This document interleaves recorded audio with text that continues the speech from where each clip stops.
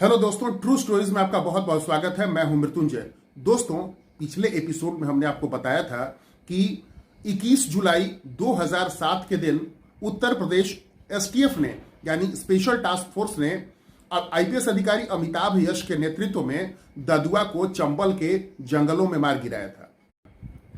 ये एसटीएफ के लिए बहुत बड़ी सफलता की बात थी, लेकिन हमने आपको यह भी बताया था कि एसटीएफ को जो जश्न का इतना बड़ा अवसर प्राप्त हुआ था, मौका प्राप्त हुआ था ददुआ को मार के, ये 24 घंटे से ज्यादा नहीं टिक पाया, क्योंकि ददुआ के ही एक चेले ठोकिया उर्फ अंबिका पटेल ने एसटीएफ के 6 जवानों और एक मुखबिर को मारकर अपना तो बदला पूरा ही किया, लेकिन पूरा का पूरा उत्तर प्रदेश महकमा गुस्से और शोक में डूब गया। क्षोभ का और गुस्से का स्तर इतना था कि एसटीएफ के जवानों ने एक मंदिर में कसम खाई कि वे लोग जल्दी से जल्दी ठोकिया के दहशत को समाप्त करेंगे।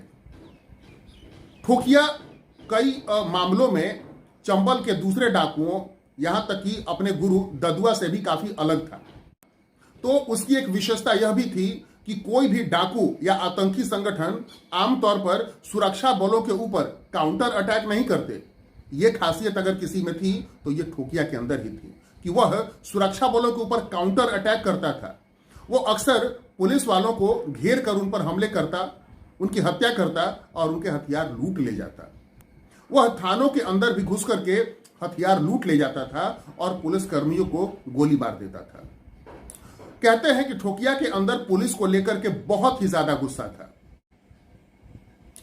अब प्रश्न यह उठता है कि आखिर इतना दुर्दांत डाकू ठोकिया, जिसके पास ददुआ से भी कहीं ज्यादा स्ट्रॉन्ग फायर पावर इकट्ठा हो चुका था उसके पास, तो आखिर यह ठोकिया कैसे ठोकिया बना?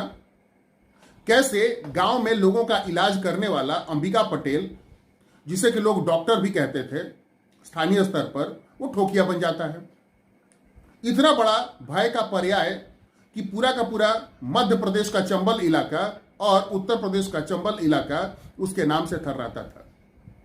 कई तरह के डकैती और अपहरण और दूसरे आपराधिक वारदातों को वह ददुआ के साथ मिलकर भी अंजाम दिया करता था, लेकिन उसकी सबसे ज्यादा श्रद्धा ददुआ के प्रति थी, जो कि उसका गुरु था।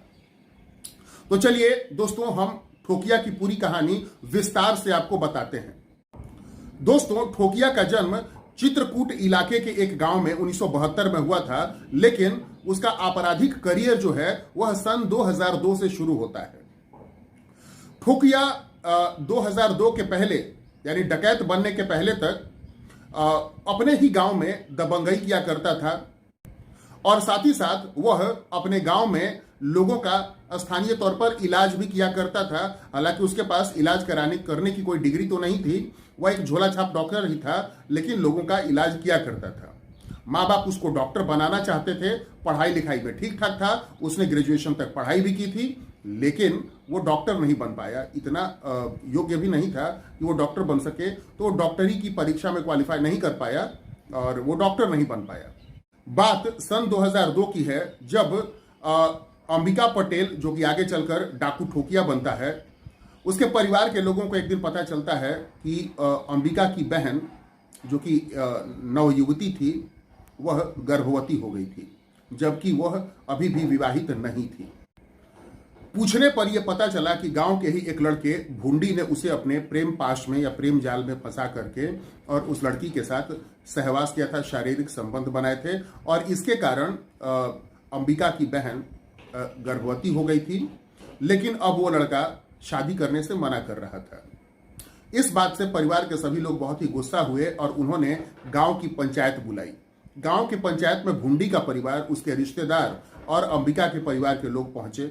अंबिका ने जोर देकर कहा कि अगर ऐसा हुआ है तो ये बहुत जरूरी है कि भुंडी की शादी अंबिका की बहन से कर दी जाए।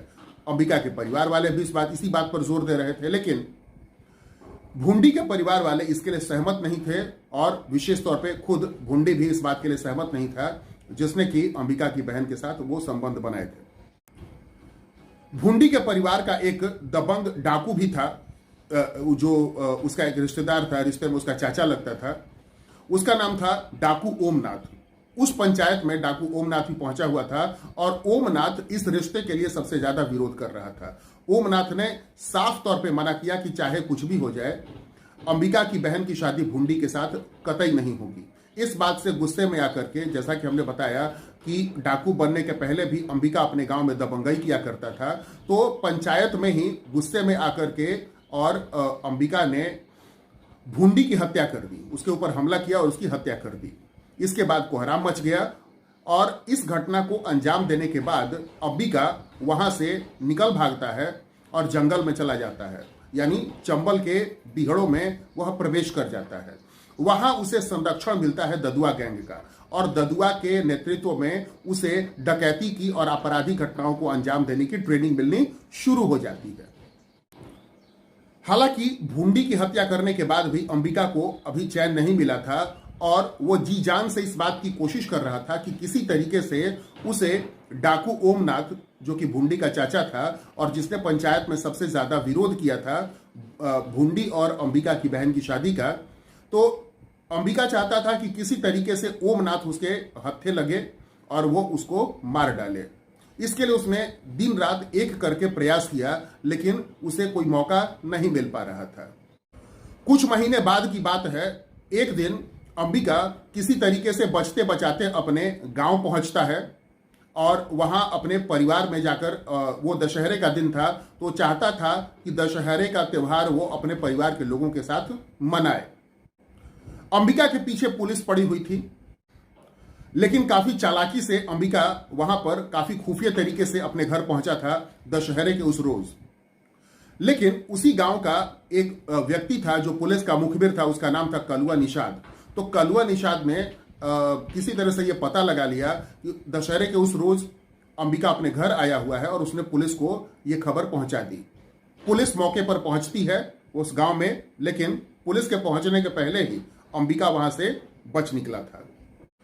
अंबिका वहां से बच तो निकला, लेकिन उसने पता लगा लिया कि किसने पुलिस को मुखबिरी की थी, यानी किसने पुलिस को खबर दी थी उसके गांव आने के बारे में।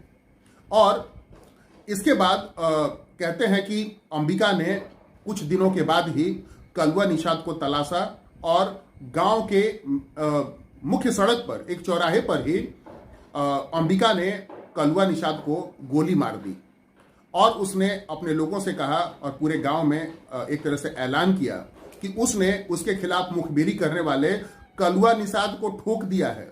और इस तरह से अंबिका पटेल, जो कि पहले डॉक्टर कहलाता था, अब ठोकिया पटेल के नाम से प्रसिद्ध हो गया पूरे इलाके में। तो इस तरह से जो व्यक्ति किसी जमाने में अंबिका पटेल कहलाता था, कलुआ निषाद को ठोकने के बाद अब ठोकिया पटेल बन गया।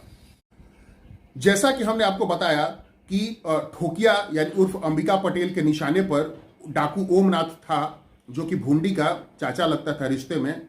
तो एक दिन ठोकिया को यानी अंबिका पटेल को यह पता चलता है कि एक रात ओमनाथ अपने गांव में अपने घर पर आकर ठहरा हुआ था। अंबिका पटेल उर्फ ठोकिया अपने गैंग के 40 लोगों को तैयार करता है और उनको लेकर गांव पहुंचता है। वहां जाकर वह ओमनाथ के परिवार को यानी उसके घर को और अगल बगल के घरों को भी घेर लेता है चारों तरफ से और अंधाधुंध फायरिंग करता है। साथ ही साथ वह ओमनाथ के घर को बाहर से बंद करके उसमें आग भी लगा देता है।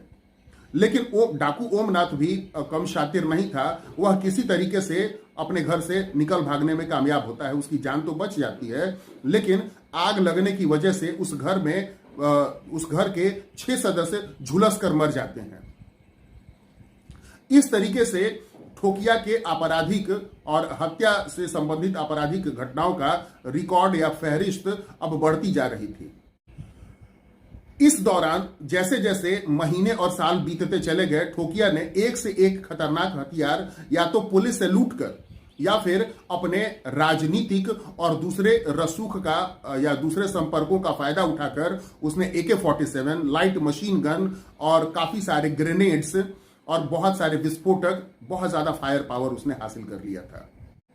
जब इतनी ताकत उसने चंबल के इलाके में हासिल कर ली थी, तो अपहरण यानी अमीर लोग जो थे, अमीर बड़े बड़े व्यापारी, उनके परिवार के लोगों का अपहरण करना कॉन्ट्रैक्ट किलिंग, राजनीतिक तौर पे स्थानीय नेताओं को जिताने का आश्वासन दे करके उनसे भी पैसा वसूलना, ठेकेदारों से पैसा वसूलना, और इस तरीके से ठोकिया काफी ज्यादा पैसे की उगाही करने लगा उस पूरे इलाके में, और दिन पर दिन वो ज्यादा से ज्यादा समृद्ध भी होता चला गया। उसकी बढ़ती समृद्धि के साथ साथ उसके आपराधिक ताकत भी उसकी बढ़ती चली गई।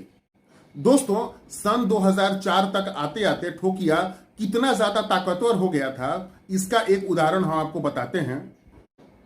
बांदा जिला चंबल इलाके में ही पड़ता है, और एक बार बांदा जिले के फतेहगंज थाना के इंचार्ज सतपाल सिंह को यह पता चला कि उनके इलाके में ठोकिया किसी आपराधिक वारदात को अंजाम देने के लिए तैयारी कर रहा है। इसके लिए वह पास की ही एक पहाड़ी पर अपने गिरोह के कई सदस्यों के साथ डेरा डाले बैठा था ठोकिया। थाना इंचार्ज इंस्पेक्टर सतपाल ने पीएसी के कुछ बटालियनों को भी मंगवा लिया और अतिरिक्त सुरक्षा बलों को भी उन्होंने अपने पास बुलवा लिया, क्योंकि ठोकिया से मुकाबला करना उनके सिर्फ एक थाने के वश की बात नहीं थी। और तब जाकर के इंस्पेक्टर सतपाल ने ठोकिया के ऊपर हमला शुरू किया। लेकिन ठोकिया के पास इतना ज्यादा फायर पावर था कि जब ठोकिया के गैंग ने, उसके गिरोह ने, जब पुलिस और सुरक्षा बलों के ऊपर फायरिंग शुरू की, तो वे लोग इस तरह से तितर बितर हो गए जैसे कि अचानक से तेज सूरज के उगने से बादल फट जाता है, बादल तितर बितर हो जाता है। उसी तरीके से सारे के सारे सुरक्षा बल तितर बितर हो गए, और इस तरह से बहुत ज्यादा फायरिंग करके, बहुत ज्यादा गोलाबारी करके ठोकिया ने अपने लिए रास्ता बनाया और वो वहां से निकल भागने में कामयाब हुआ। इसी दौरान 21 जुलाई 2007 का दिन आता है, जिस दिन कि Uttar Pradesh special task force ने आईपीएस अधिकारी अमिताभ यश के नेतृत्व में पाठा के जंगलों में, जो कि चंबल क्षेत्र का ही एक इलाका है, ददुआ को मार गिराया। लेकिन ददुआ के मारे जाने के महज 24 घंटे के अंदर ही, जैसा कि इस कहानी के शुरू में हमने आपको बताया था कि महज 24 घंटे के अंदर ही एसटीएफ के 7 लोगों को, यानी 6 जवान और 1 मुखबिर को मारकर ठोकिया ने फिर से एक बार दहशत का बाजार गर्म कर दिया। 21 जुलाई 2007 के दिन ददुआ की मौत के बाद अब पूरे चंबल क्षेत्र का सबसे ताकतवर डाकू अगर कोई बच गया था तो वो अंबिका पटेल उर्फ ठोकिया ही था। जैसा कि हमने आपको बताया कि पिछले एपिसोड में हमने आपको बताया था कि उस समय के उत्तर प्रदेश के पुलिस के डीजीपी जो थे Vikram Singh, director general of police of Uttar Pradesh Vikram Singh, उन्होंने एक प्रेस कॉन्फ्रेंस में कहा था कि ददुआ को भी मारने से ज्यादा मुश्किल काम है ठोकिया को मारना, क्योंकि ददुआ अब बुजुर्ग हो चला था, जबकि ठोकिया 35-36 साल का अभी युवक ही था। दूसरी बात यह भी थी कि एक तरफ जहां पर ददुआ अनपढ़ था, पढ़ा लिखा नहीं था, वहीं ठोकिया ग्रेजुएट था और पढ़ाई लिखाई में अच्छा था। यानी उसके पास वो हर वजह थी, यानी ठोकिया के पास हर वो वजह थी कि वो एक ज्यादा से ज्यादा शातिर अपराधी बन सके। जब पुलिस का सर्वेलेंस बहुत ज्यादा बढ़ने लगा तो ठोकिया ने अपने दिमाग का इस्तेमाल किया, अपनी बुद्धि का इस्तेमाल किया, और उसने अपने पूरे गैंग में ही मोबाइल के इस्तेमाल पर प्रतिबंध लगा दिया, क्योंकि उसको पता था कि मोबाइल नेटवर्क के सिग्नल के जरिए पुलिस उन लोगों तक पहुंच सकती है। यानी तकनीकी चीजों की उसे इतनी समझ जरूर थी। लेकिन कहते हैं कि अगर किसी की मौत आ जाए तो फिर चाहे लाख चतुराई कोई भी कर ले, वो मौत से बच नहीं सकता। बात 3-4 अगस्त 2008 की है। उस दिन पता चलता है कि यानी एसटीएफ के लोगों को यह पता चलता है कि ठोकिया सिकलोही नामक गांव में छुपा हुआ है। एसटीएफ पूरी तैयारी के साथ उस गांव में प्रवेश करती है अपनी पूरी टीम के साथ। उस समय ठोकिया के पास भी कुल उसके गिरोह में, उसके गैंग में 40 लोग थे। वो अक्सर 40 लोगों का ही गैंग लेकर चलता था। दूसरी तरफ एसटीएफ के लोग भी काफी तैयारी के साथ उस गांव में पहुंचे थे, क्योंकि उनको पता था कि ठोकिया के पास अगर उसकी पूरी गैंग उसके पास हो, उसका पूरा गिरोह उसके पास हो, तो कितना मजबूत फायर पावर हो सकता है, इसका अंदाजा एसटीएफ के लोगों को था। और इसीलिए एसटीएफ के बड़े बड़े आला अधिकारी इस अभियान में उतर गए उस रात, ताकि ठोकिया के अंत की इबारत लिखी जा सके। 3-4 अगस्त 2008 के उस रात तकरीबन शाम के 7-8 बजे के बाद एसटीएफ ने गोलीबारी शुरू कर दी उस जगह को निशाना में लेते हुए जहां ठोकिया के गैंग के छुपे होने की उनको खबर थी।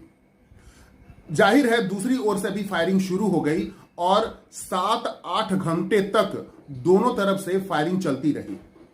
लेकिन कुछ समय के बाद, जैसा कि हमने आपको बताया कि एसटीएफ की पूरी टीम काफी तैयारी के साथ उस अभियान में उतरी थी, तो ये लोग भारी पड़ने लगे, यानी एसटीएफ के लोग भारी पड़ने लगे और ठोकिया के गैंग का, उसके गिरोह के पैर उखड़ने शुरू हो गए।